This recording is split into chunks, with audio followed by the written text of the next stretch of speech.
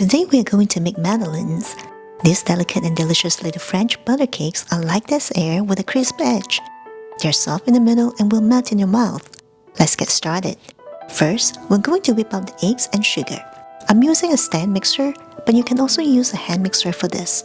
We are going to whip this on high for about 3 to 4 minutes, and it could be longer if you are doing it by hand. What we want to look for is for it to get thicker and pale and frothy. This is going to add some lightness to our sponge. You may have seen people making this without whipping up the eggs and sugar. That will work too, but this step, as I mentioned previously, is going to add lightness to our sponge and therefore is my preferred method.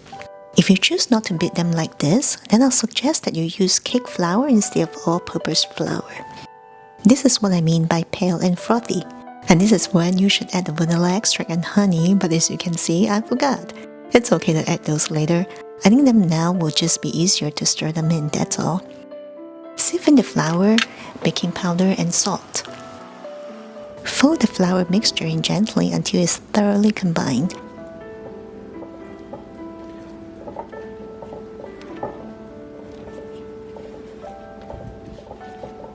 When there's no more lumps in there, we can add the melted butter. It has to be cooled to around 145 degrees, not super hot. I'm going to add it in 3 different times and stir it well in between each addition.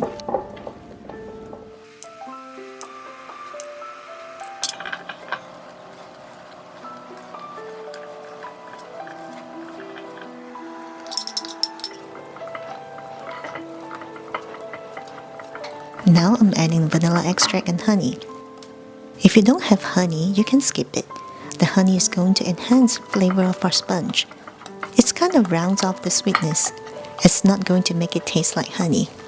And this is our original flavor Madeleine batter.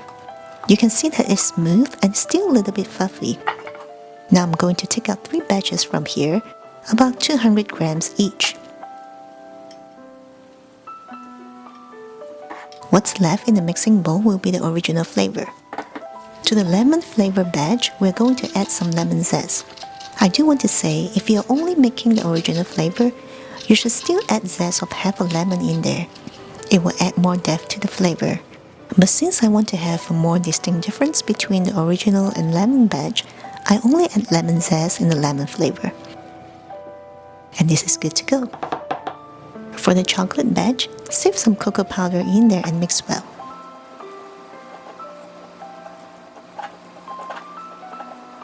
And finally, sieve some matcha powder into the matcha batch. After we add cocoa powder or matcha powder into the batter, it's going to get thicker, but you should still be able to stir it around. If it gets too thick, you can add half a tablespoon of milk into it. Now we are going to put them into the fridge for at least an hour.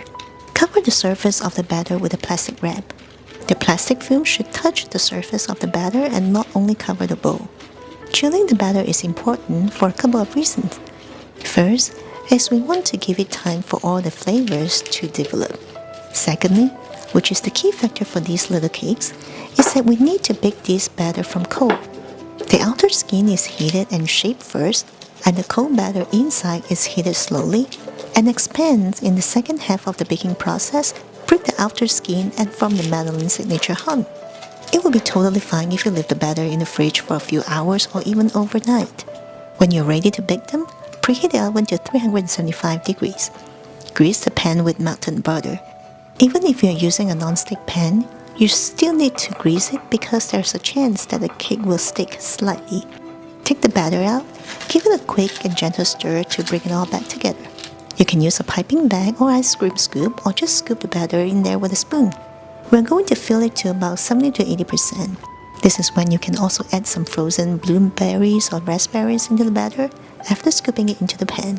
Adding flavors to the Madeleine couldn't be more easier. You may have heard some people say once you get the batter out from the fridge, do not stir it around and scoop it in the pan right away, and after scooping into the pan, do not disturb it neither. Now I'm going to show you both ways. Honestly, I don't really see any significant differences between the two methods, but still want to show you so that you can see it. For this lemon batch, I'm scooping it directly without stirring the batter after I took it out from the fridge. After scooping it into the pan, I'm not going to flatten it at all and leave it as is. Bake in the preheated oven for 8 to 10 minutes. The baking time varies based on the type of pan you use, how thick they are, how much batter you feel, and the varied oven temperature. So keep your eyes on these little cakes after about 7 minutes into it. The bottom and side of the Madeleine should be golden brown. Now you may have heard that when you bake Madeleine, you should start with oven on high temperature, then turn it down after so many minutes. Based on my experience, the best way, and the way that gave me the most consistently best results, is to just put them in and bake. Absolutely no need to adjust the temperature halfway through. Both batches baked about the same. The batter flattened fairly quickly after they got into the oven, and rise quite evenly too. When done, leave them in the baking pan for about 5 minutes, then take them out from the pan and cool on a cooling rack. If you've never seen a Madeleine before, you'll probably think that this looks really weird and wonder if you did it wrong. But this is what it should look like.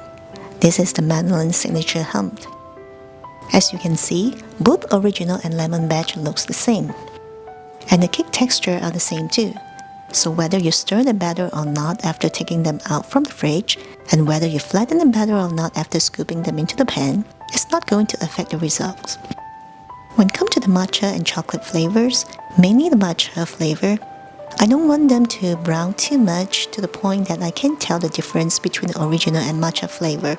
So after brushing the pan with melted butter, I'm going to dust it with some flour. This will help cut down the browning process very slightly. Even though it's just very slightly, I still think that it's worth the extra step. They taste absolutely amazing just the way it is now, but I'm going to take it up a notch to show you different ways to dress them up. For the original flavor, I'm just going to dust them with powdered sugar. For the lemon flavor, I'll make a simple lemon glaze. Combine the powdered sugar and fresh squeezed lemon juice. Then simply coat the Madeleine and sprinkle some lemon zest on top.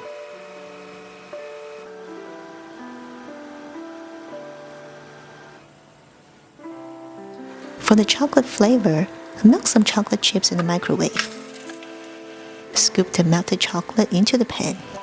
You want to fill it halfway, then push the Madeleine into it. When you see the chocolate start oozing out from all sides, that's when you know you have the entire surface coated. Put it in the fridge to set for about 30 minutes. When it's out of the fridge, give it a little push and it should come right out. Finally, for the matcha flavor, I melt some white chocolate in the microwave. Add a teaspoon of matcha powder and stir until all well incorporated. Pour it into a narrower glass so that we can get a deeper dip. Dip the Madeleine in there halfway, then pop them into the fridge to set. You can dip it straight down or in an angle like mine. You can even sprinkle some crushed pistachios on there if you like, because they are green color and goes really well with the matcha flavor. And here it is, 4 different flavors of Madeleines. Hope you will enjoy them, and thanks so much for watching.